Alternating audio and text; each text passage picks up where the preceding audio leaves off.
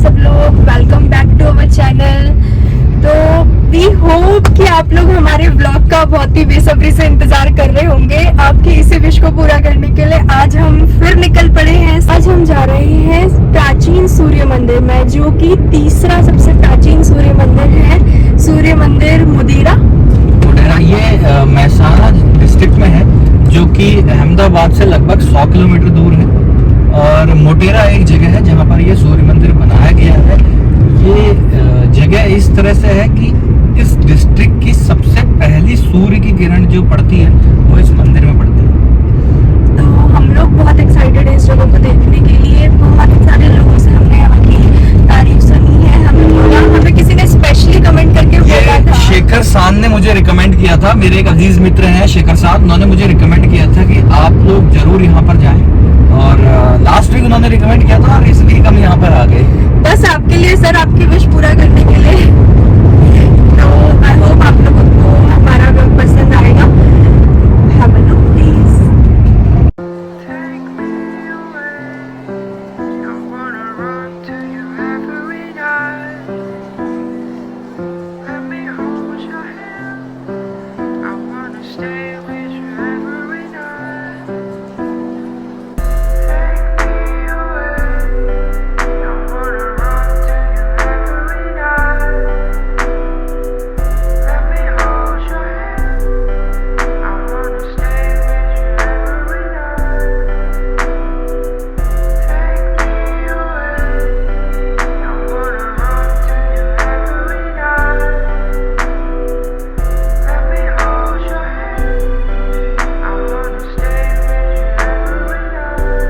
तो गाइज हम आ चुके हैं मोडेरा सूर्य मंदिर में।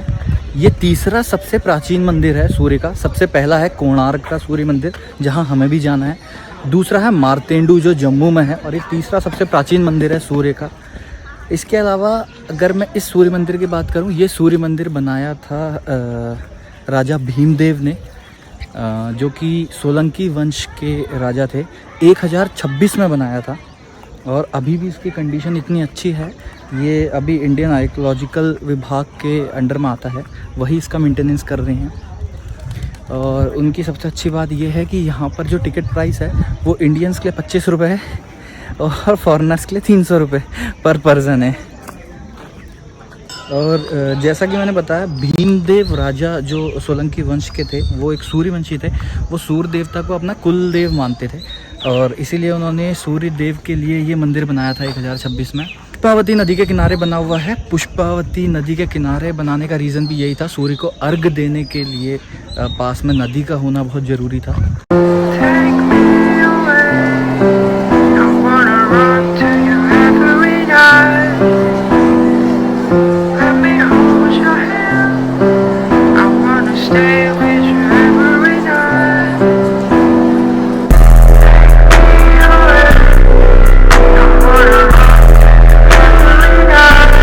के 3 हिस्से हैं। पहला है गर्भगृह, दूसरा है सभा मंडप जहाँ पे सभा होती थी, और तीसरा है ये कुंड, जिसमें हम पानी का कुंड आपको दिखा रहे हैं। और इस कुंड की जो लंबाई है वो है 50 फुट, चौड़ाई है 28 फुट।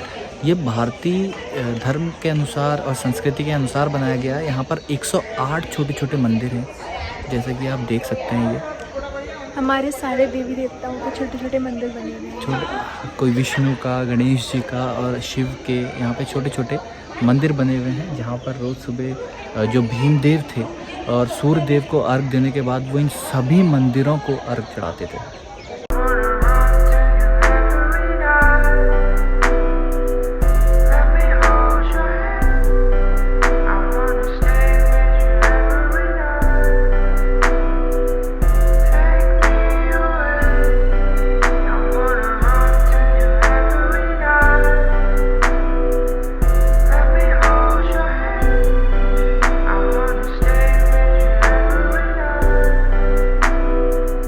Take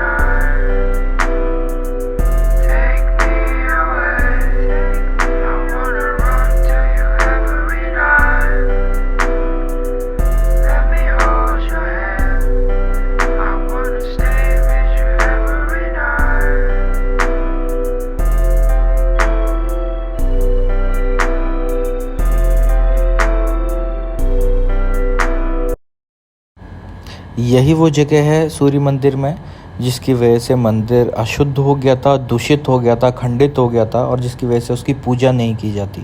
इसके बारे में आपको आगे बताऊंगा। और ये मंदिर बनाने का सोल पर्पस ये था कि ये मन शांति के लिए और आत्मा की शुद्धि के लिए था। जिस तरह से गंगा माता को जाना जाता है, अपने पाप मिटाने लोग वहाँ पे जाते हैं, उसी तरह से यहाँ पर हवन और पूजा करके इसको इतना होली प्लेस बनाया हुआ था कि यहाँ पर आके लोग अपने पाप मिटाते थे। हालांकि अभी यहाँ पूजा होती नहीं है और ना ही पूजा करना अलाउड है। उसका क्या रीज़न है वो भी मैं आपको बताता हूँ। यहाँ पर इस मंदिर की पूजा इसलिए नहीं होती है, जैसा कि आप देख सकते हैं अभी आधा मंदिर, कुछ हिस्सा मंदिर का बहुत टूटा हुआ है, खंडित किया हुआ है। मंदिर को तोड़ना समझ में आता है, बट पूजा ना होना मतलब इसको दूषित किया गया, इसको खंडित किया गया।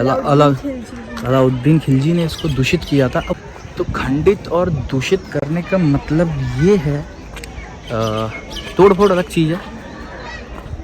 कुछ ऐसे काम जो भारतीय संस्कृति में अशुद्ध माने जाते हैं, आप अनुमान लगा सकते हैं, वो काम खिलजी ने यहाँ पर करवाए थे, जिसकी वजह से इसको दूषित माना जाता है और यहाँ पर पूजा अब नहीं होती है। आप अपने आप अनुमान लगा लीजिए क्या किया कि यहाँ पर अब अर्घ देना अलाउड नहीं है, सूर्यदेव को अर्घ नहीं दिया जाता, पूजा नहीं होती। ये सिर्फ एक हिस्टोरिकल प्लेस बन चुका है और यहाँ पर टूरिस्ट आते हैं, घूमते हैं और आर्कियोलॉजी जो इंडियन आर्कियोलॉजी है अपनी, वो विभाग इसको जो है मेंटेन करता है। ये जो आप किला देख रहे हैं, जब सूर्योदय होता है तो सूर्य की पहली किरण इस किले के ऊपर पड़ती है, इस खंबे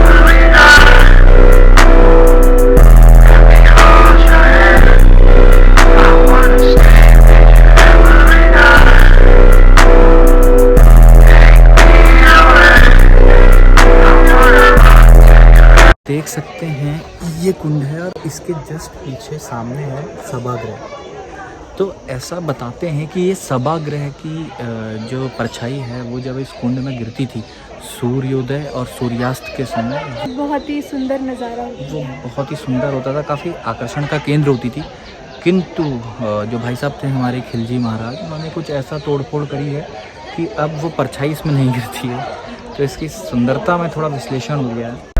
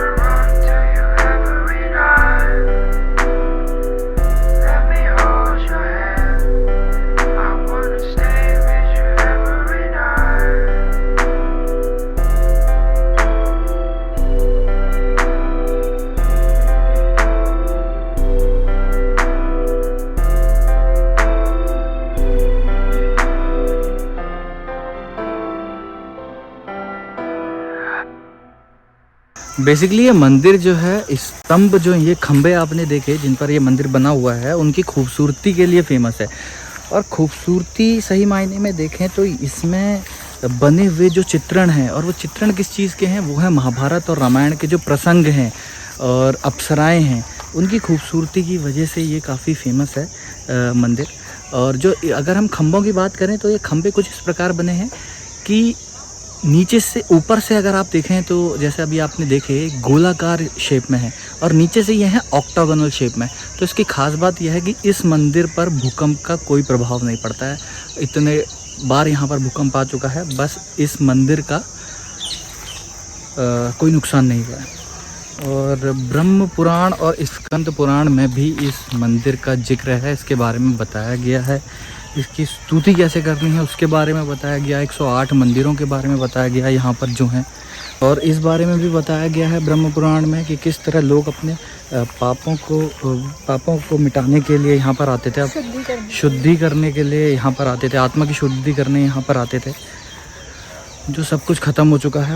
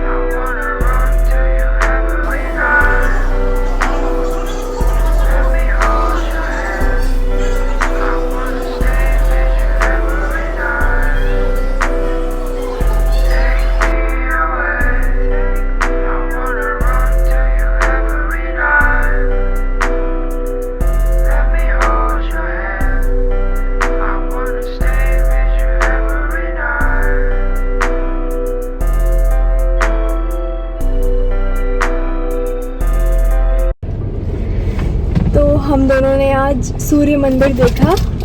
यहाँ महसाना अहमदाबाद का सूर्य मंदिर आज तीसरा हमने सबसे देखा। प्राचीन मंदिर। तो यहाँ आके हम लोग इतने प्रभावित हुए हैं, इतना सुंदर यहाँ सब कुछ था। हमारी जो इतनी पुरानी धरोहर यहाँ पे इतनी संभाल के रखी गई है, तो उसके लिए हम जो भी आर्कियोलॉजिकल डिपार्टमेंट जो इस चीज़ का ध्यान रखता है, उनको बहुत बहुत थैंक्स बोलना चाहते हैं। और एक छोटी सी रिक्वेस्ट जो हमने यहाँ आके ऑब्जर्व किया, वो ये था कि यहाँ का जो म्यूजियम था उसमें 9th और 10th सेंचुरी की जो इतनी पुरानी जो मूर्तियां थी, आकृति थी, वो रखी हुई थी।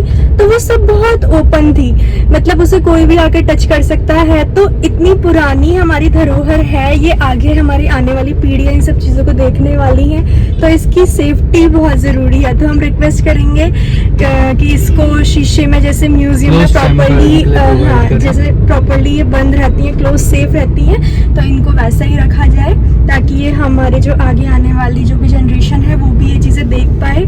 तो हम अभी जो देखते हैं, जो हमारे भगवान हैं, उनकी मूर्तियां जो हम आज के टाइम पे हमारे जनरेशन हम देखते हैं, और जो हम आज वहाँ पे देख के आए हैं 9th और 10th सेंचुरी की, कोई भी उनमें अंतर नहीं था। वही मुकुट, वही कपड़े, वही हाथों में शस्त्र, तो सब कुछ वैसा ही था। तो ये सब इतना प्राचीन, इतना पुराना और इतने पहले से चला आ रहा है। सब सनातन धर्म है, आज का थोड़ी है।